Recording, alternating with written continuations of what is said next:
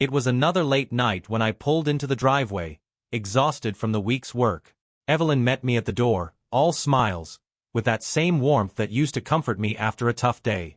But tonight, there was something different, an unusual brightness in her eyes that wasn't entirely familiar. She reached for my hand and led me to the kitchen, a place she knew I loved to unwind. "I've got news," she said, her voice light and cheerful. I leaned against the counter, trying to catch her vibe. "Good news, I hope?" She hesitated just for a second, so fast that most people wouldn't have noticed. Then she said it. "I'm pregnant. With twins." My brain took a moment to process her words. Twins? My first instinct was happiness, but it was quickly eclipsed by an odd nagging feeling. Evelyn had been distant lately, more than just a little preoccupied. She'd been taking long calls in the other room, staying out late for work events, and her excuses never seemed to add up. And now this. I smiled, pulling her in for a hug, but inside, my thoughts were spinning. Could this really be true? And if it was, what did it mean? "Wow," I said, keeping my tone steady. "That's incredible. We'll have our hands full." She laughed, brushing it off like it was no big deal. But the way she avoided my eyes told me there was more to this story than she was letting on. For now, I decided not to press it. If there was something going on, I needed more than a gut feeling to go on. Evelyn was good at playing innocent. Too good. As I went upstairs that night, her announcement replayed in my head. That unease I felt wasn't just paranoia. It was something I'd learned to trust over the years. I had a lot of questions, and sooner or later, I'd find answers. If Evelyn thought she could outsmart me, she was about to learn how wrong she was. Over the next few weeks, I tried to shake off the feeling, telling myself I was just overthinking things. But the signs kept piling up like breadcrumbs on a trail I couldn't ignore. Evelyn's newfound excitement about her pregnancy was strangely over the top, almost performative. She started planning everything down to the color of the nursery walls without once asking for my input. Normally, she would have roped me into endless Pinterest boards, but this time, it was like she didn't care what I thought. Her enthusiasm felt hollow, like she was convincing herself more than me. Her phone became another sore spot. Evelyn had always been the type to scroll through social media with me right next to her, laughing at memes or pointing out a recipe she wanted to try. Lately, though, her phone never left her side. She kept it face down at the dinner table, and whenever it buzzed, she'd glance at it with a nervous flick of her fingers before tucking it away like it had something to hide. Then there were the late nights. "Work's been crazy," she'd say, with a quick peck on the cheek before grabbing her purse. These projects just never seemed to end. Her job had always been demanding, but this was something else. She wasn't just coming home late, she was coming home distracted, her stories inconsistent and filled with unnecessary details, like she was rehearsing a script in her head. One night, when she came home smelling like someone else's cologne, my chest tightened, but I didn't say anything. I wasn't ready to confront her yet. I needed proof. It was during one of those nights when I started digging. While she slept upstairs, I stayed up in the living room, scrolling through bank statements, checking her social media, and piecing together every little inconsistency. A dinner here that didn't match her timeline. A cancelled meeting she'd claimed was rescheduled. And the one that hit the hardest, a florist charge for a bouquet I'd never seen. I tried to tell myself it was innocent. Maybe flowers for a coworker's birthday or a friend's celebration. But deep down, I knew better. I'd seen enough of life to recognize when something didn't add up. The final straw came on a Friday night. Evelyn had gone out for dinner with her girlfriends, but when I called her closest friend, Clara, to check, Clara was clearly caught off guard. Yeah. We're just catching up over sushi," she stammered, her voice laced with hesitation. The next morning, when Evelyn walked into the kitchen in her wrinkled dress and makeup smudged like she'd spent the night somewhere else, I felt the last thread of trust snap. "Good night with Clara?" I asked casually, stirring my coffee. She paused, almost imperceptibly, before smiling. "Yeah, it was fun. You should have seen her trying to order sake. It was hilarious." I nodded, forcing a smile. Sounds like a good time. But in that moment, I made up my mind.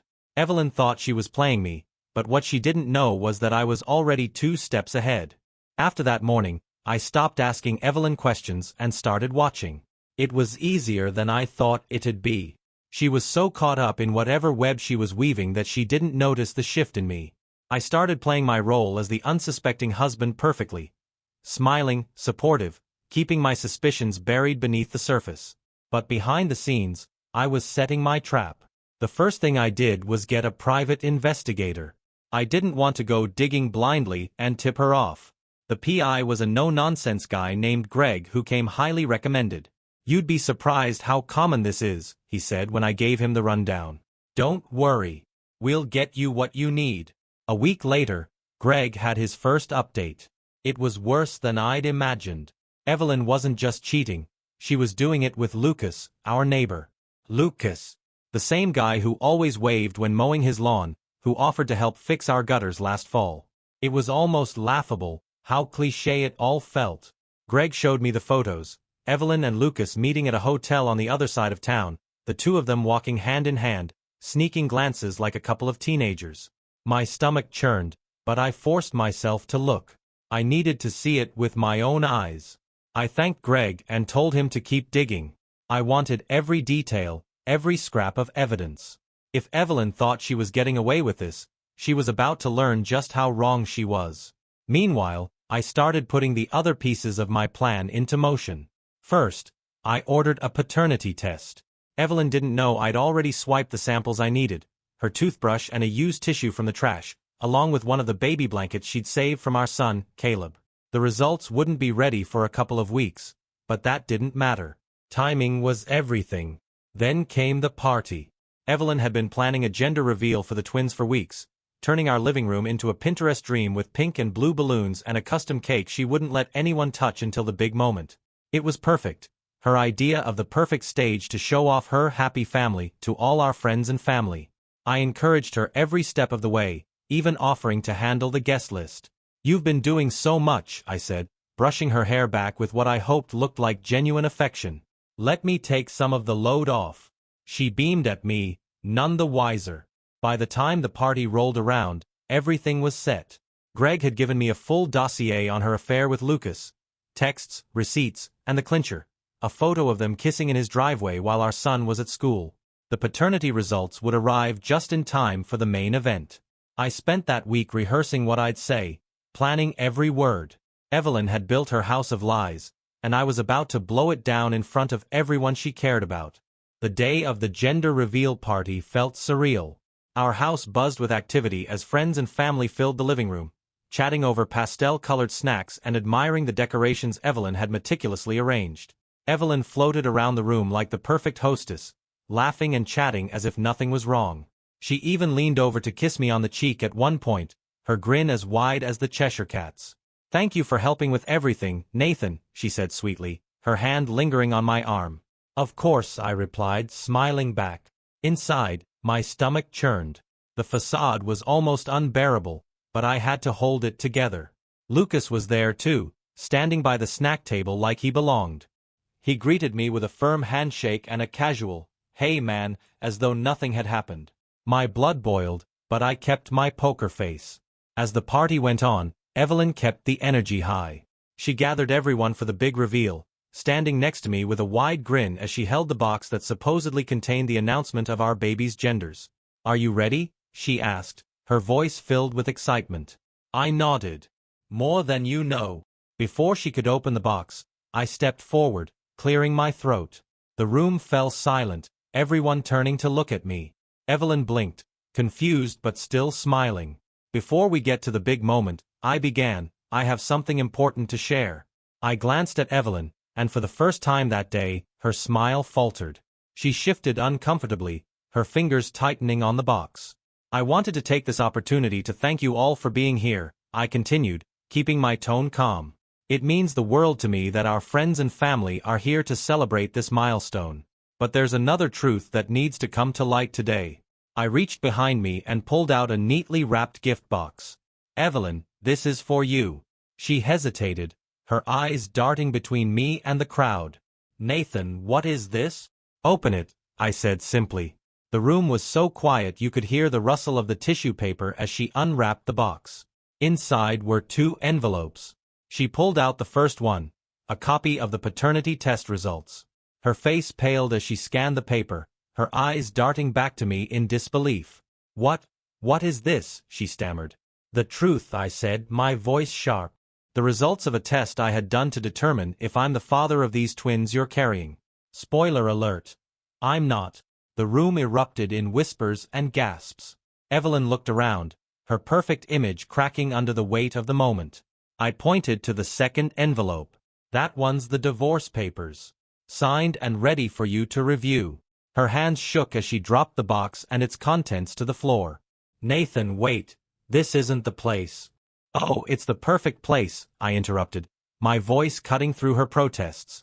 "You've spent months lying to me, to our son, to everyone in this room. But I'm done playing the fool." Lucas shifted uncomfortably by the snack table, trying to edge toward the door. I caught his movement and addressed him directly. "Leaving so soon, Lucas? You're a big part of this celebration, after all. Everyone, let's give Lucas a round of applause for his contributions to the family." The room turned toward him, and the whispers grew louder. Lucas froze, his face turning a deep shade of red. Evelyn's voice cracked as she tried to salvage the situation. "Nathan, please, let's talk about this in private." "Private?" I said, my voice rising. "You've made a mockery of our marriage in public. Why not let everyone see how it ends?" Evelyn burst into tears, covering her face with her hands. Some of the guests rushed to her side, while others stared in stunned silence. Lucas, realizing he wasn't welcome anymore, slipped out the door without a word.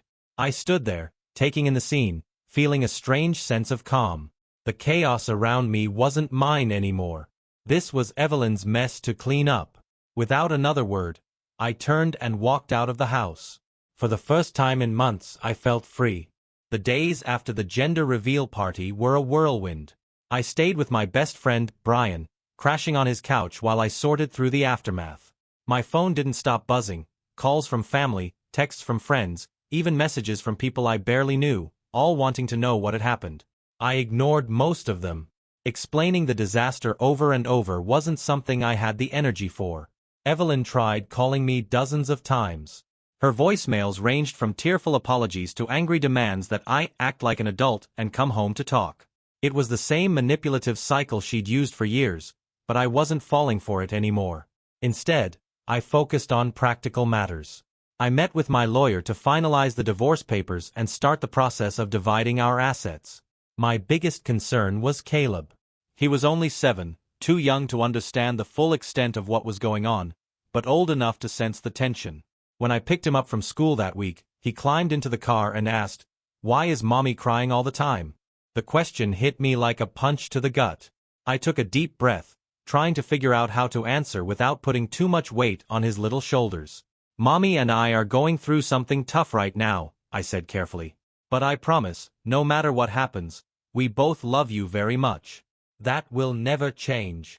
He nodded, his big brown eyes filled with worry. "Are you mad at mommy?" "I'm upset," I admitted. "But it's not your job to worry about that, okay? You just focus on being a kid. Let me handle the grown-up stuff." Later that night, while Caleb slept at my friend's place, I sat alone in the guest room with a whiskey in hand, replaying the last few months in my head. It was like watching a slow-motion car crash, every detail a reminder of how blind I'd been. I wasn't just angry at Evelyn. I was angry at myself. How had I missed the signs? How had I let things get this bad? But no matter how much I wanted to wallow in self-pity, I knew I couldn't afford to. Caleb needed me to be strong. The next day, I started putting my energy into building a stable life for us. I found a modest 2-bedroom apartment not far from Caleb's school, just big enough for the two of us to feel at home without being overwhelming. I filled it with essentials, making sure his room was cozy and filled with the things he loved. His favorite superhero posters, his toy collection, and the same nightlight he'd had since he was 3. Meanwhile, Evelyn's world was crumbling. Lucas had apparently ghosted her after the party, and she'd been left to face the fallout alone. Friends who had once fawned over her began to distance themselves, and even her family wasn't rallying to her side like they used to. She came to the apartment once, uninvited, pounding on the door until I opened it. "Nathan, please, we need to talk," she said, her eyes red and swollen. "There's nothing left to talk about," I said, keeping my voice steady. "You made your choices. Evelyn. Now we live with the consequences. She started crying again, but I didn't let it sway me. Caleb's my priority now, I added firmly. If you want to be a part of his life, you need to show me you're capable of putting him first. Otherwise, you can save the tears. She didn't have a response to that, just nodded weakly before leaving. For the first time in years, I felt like I was taking control of my life again. The pieces were slowly coming together, and while it wasn't easy, it felt good to finally be moving forward. The next few weeks were a mix of progress and tension. Caleb seemed to be adjusting better than I'd expected. Kids are resilient, and I made sure to shield him from the ugliest parts of the separation. Still, there were moments when I'd catch him staring at family photos, his little face scrunched in confusion. "Why can't you and Mommy just be friends again?" he asked one night while we were building a Lego set on the living room floor. I paused, trying to find the right words. "Sometimes, grown-ups stop getting along in a way that makes it hard to stay together," I said. "It's not because of you, buddy. We both love you more than anything, but this is something between me and Mommy." He nodded solemnly, then added a Lego piece to the tower we were building. "I hope you're not mad forever," he said quietly. I didn't respond, but his words stuck with me. While Caleb was handling things in his own way, Evelyn wasn't faring as well. She'd lost her job, apparently, she'd been taking personal days to meet Lucas, and her employer had finally had enough.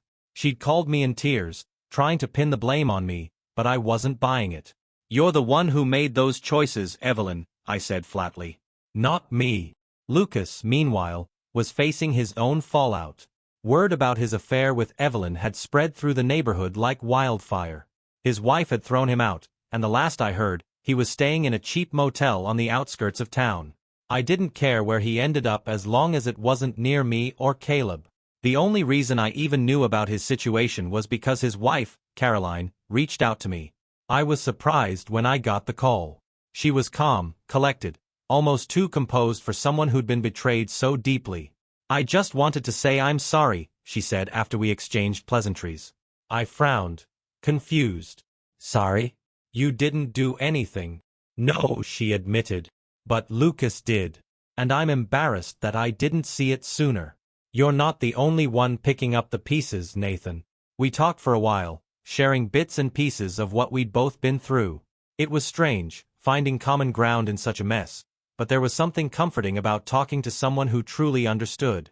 "Do you think you'll ever forgive them?" she asked before we hung up. I thought about it for a moment. "I don't know," I said honestly. "Right now, I'm just focused on moving forward. Forgiveness. That's not something I can think about yet." She seemed to understand, and we left it at that. Meanwhile, the divorce proceedings were moving along. Evelyn fought hard for the house, but I didn't care about keeping it. It wasn't home anymore. It was just a reminder of everything that had gone wrong. What mattered to me was ensuring Caleb's stability. I wanted joint custody, and surprisingly, Evelyn didn't put up much of a fight. I suspect she knew she didn't have the upper hand anymore. Her affair, the paternity results, the public humiliation at the party, it had all chipped away at the image she'd carefully built for herself. Now, she was just trying to salvage what little she could. As for me, I was finding my footing. The apartment started to feel more like home. I got a promotion at work, giving me the financial cushion I needed to rebuild. Caleb and I settled into a routine: movie nights, weekend trips to the park, and even a short vacation to the beach. For the first time in months, I felt like I was standing on solid ground. It wasn't perfect, but it was mine. I was settling into a rhythm, but life didn't let me move on without throwing in reminders of the past. Every trip to the grocery store, every casual walk in the neighborhood, someone would stop me with a knowing look. "How are you holding up, Nathan?" they'd ask, voices dripping with a mix of pity and curiosity. I always gave the same answer: "I'm doing okay. Just focusing on Caleb." It was simple and enough to steer the conversation away. What I didn't say was how much I hated those exchanges, the way they made me feel like I was under a microscope, my pain dissected for public entertainment. Evelyn, on the other hand, seemed to be getting the cold shoulder from nearly everyone. Her social circle had shrunk significantly since the party. I heard through the grapevine that her closest friends had quietly distanced themselves, not wanting to be associated with the spectacle she'd caused. Even her own sister, Melissa, called me one evening to vent. I love her, Nathan, but she's made such a mess of things, Melissa said, frustration evident in her voice. She acts like she's the victim, but we all know better. Honestly, I don't know how you put up with it as long as you did. I didn't have much to say to that. What could I say? I'd loved Evelyn once. Deeply. That was the only reason I'd stayed through all the red flags, convincing myself things could be fixed. Melissa sighed. For what it's worth, I think Caleb's lucky to have you. At least one of his parents has their priorities straight. I thanked her and ended the call, but her words lingered. Caleb was my world now. He deserved stability, love, and honesty, and I was determined to give him all three. It was during one of our quieter evenings at home, Caleb tucked into bed, the apartment silent except for the faint hum of the fridge, that my phone buzzed with a message from Caroline, Lucas's now ex-wife. Hey, I just wanted to check in. How are you holding up? I stared at the message for a while before replying. Better than I was. Thanks for asking. How about you? Her response came quickly. Better too. But some days are harder than others. Mind if I call? I hesitated. Caroline and I had only spoken a couple of times since everything had come to light, but there was something genuine about her that made me feel like she wasn't looking for gossip or drama. Sure, I texted back. When the phone rang, her voice was soft but steady. Hey, Nathan. Hey, I replied, leaning back on the couch. What's on your mind? She chuckled lightly. Oh, nothing specific. I guess I wanted to talk to someone who gets it. We ended up talking for over an hour, sharing stories about the fallout from the affair, how it had changed our lives, and the little ways we were trying to rebuild. Do you ever feel like you're just floating? She asked at one point. All the time, I admitted. Like you're stuck between who you were and who you're supposed to become. Exactly, she said. I keep thinking, what do I do now? My whole life revolved around Lucas, and now, it's like starting from scratch. I understood that feeling all too well. As the weeks passed, our conversations became a regular thing. It wasn't planned, but somehow, we found ourselves checking in on each other, sharing updates about our lives. She told me about her new job at a local nonprofit, and I told her about Caleb's latest obsession with dinosaurs. One night, Caroline laughed as I recounted how Caleb had spent an hour explaining the differences between a stegosaurus and a triceratops. You've got a little paleontologist on your hands, she said. He's something, all right, I replied, smiling. It wasn't lost on me how easily these conversations flowed. With Evelyn, everything had felt like a performance toward the end, each word carefully chosen to avoid setting off a fight. But with Caroline, it was different. There were no hidden agendas, no unspoken tension. Just two people trying to make sense of the mess left behind.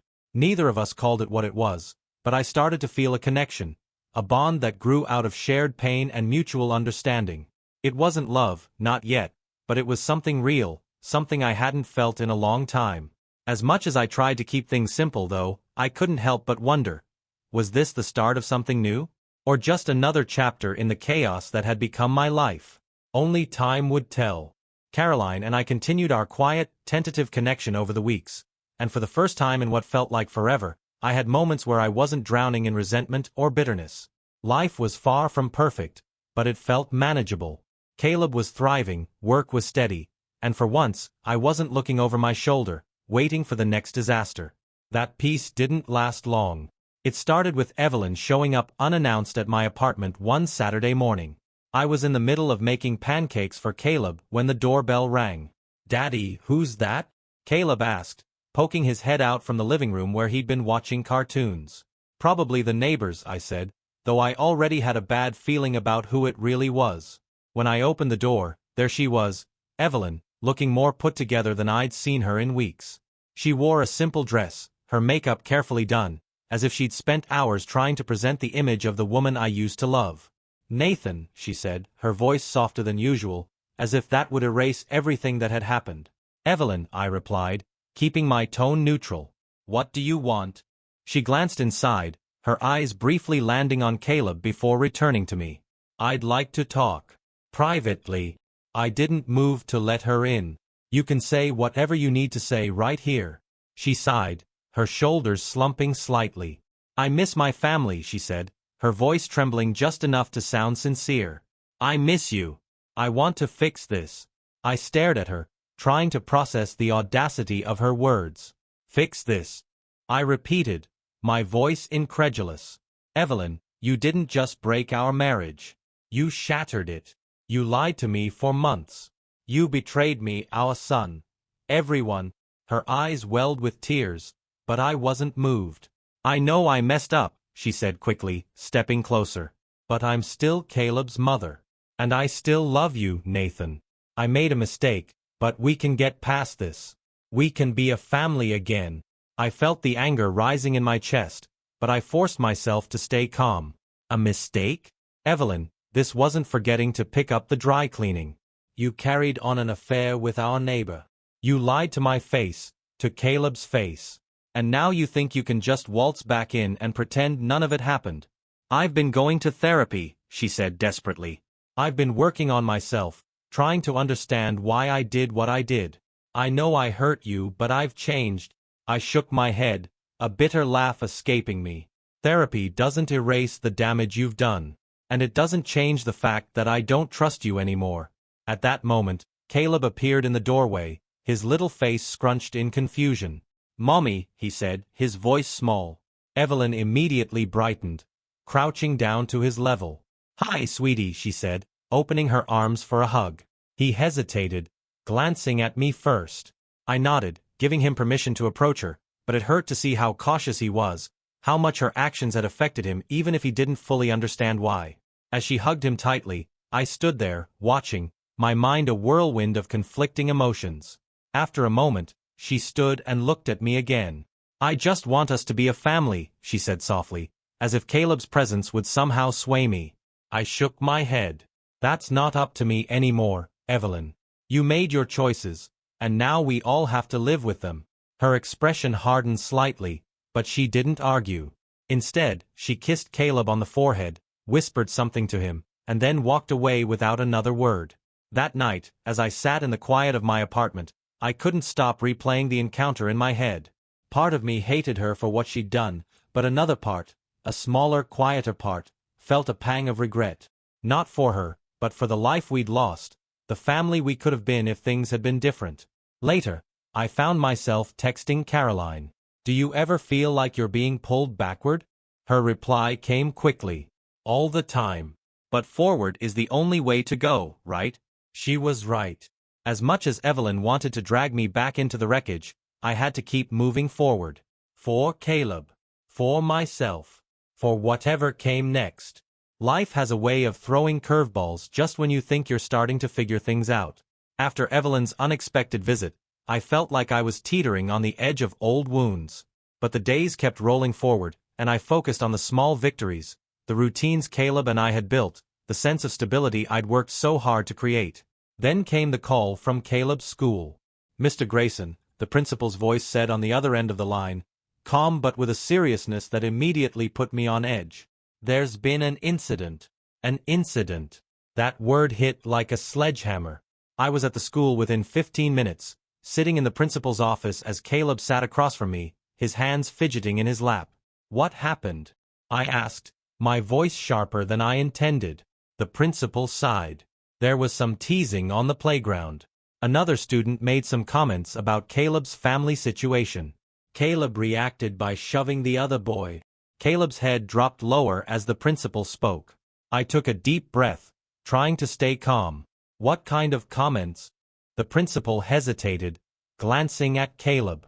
The other child mentioned something about Caleb's parents not living together anymore and implied it was because of his mother. My heart sank. Kids pick up more than we give them credit for, and the rumors swirling in the neighborhood must have found their way into the school. I looked at Caleb, who was still staring at his lap. Caleb, I said gently, kneeling down to meet his eye level. What happened out there? He sniffled, his voice small. They said Mommy doesn't love us anymore. That's why she left. I felt like I'd been punched in the gut. I pulled him into a hug, holding him tight. That's not true, buddy, I said firmly. What people say doesn't matter. Your mom loves you, and so do I. Always. That night, after Caleb went to bed, I sat in the quiet of the apartment, the weight of the day pressing down on me. It wasn't just about what Caleb had gone through. It was about the reality that this wasn't going to be a one-time thing. People would talk, and their words would find their way back to him, whether I liked it or not. I needed to find a way to shield him from the fallout of Evelyn's actions while helping him navigate the emotions he couldn't yet put into words. The next day, I reached out to a therapist who specialized in working with children. It wasn't an easy decision.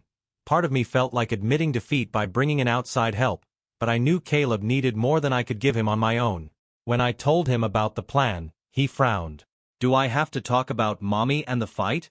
"No, buddy," I said, ruffling his hair. "You can talk about whatever you want.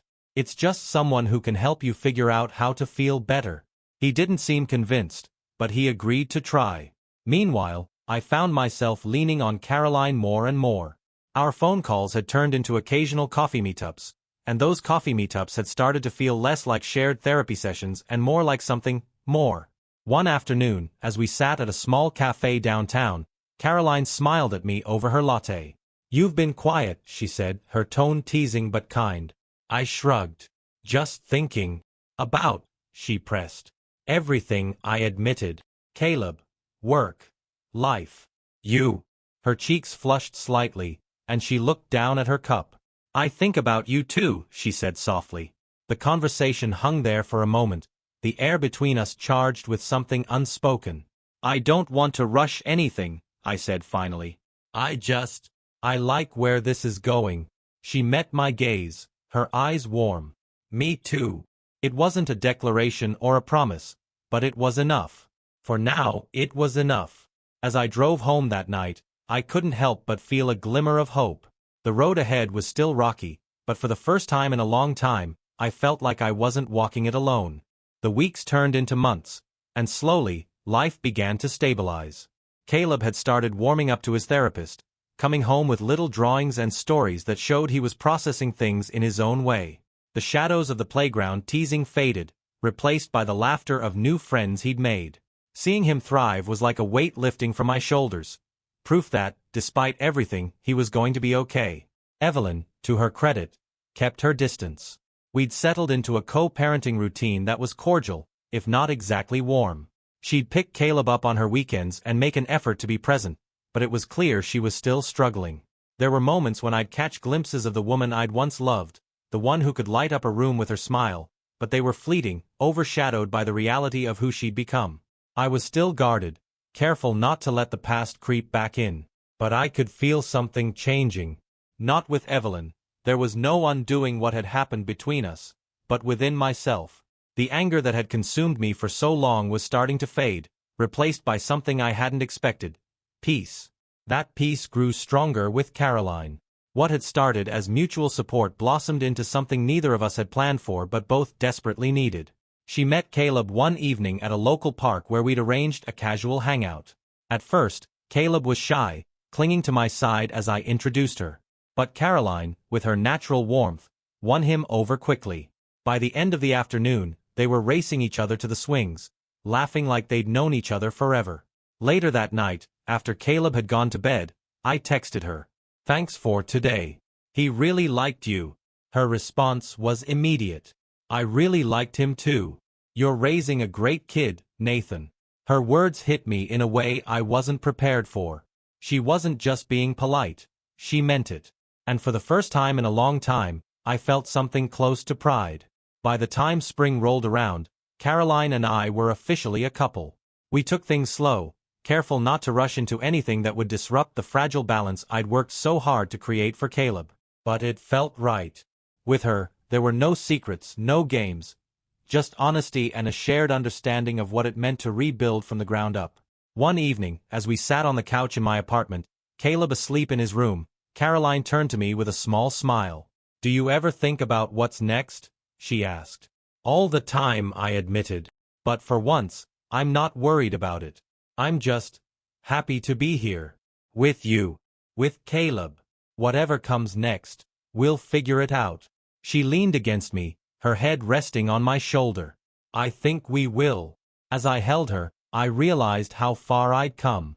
The betrayal, the anger, the hurt. It was all still there, but it no longer controlled me. I'd taken my pain and turned it into something stronger, something better. Caleb had his stability. I had my peace.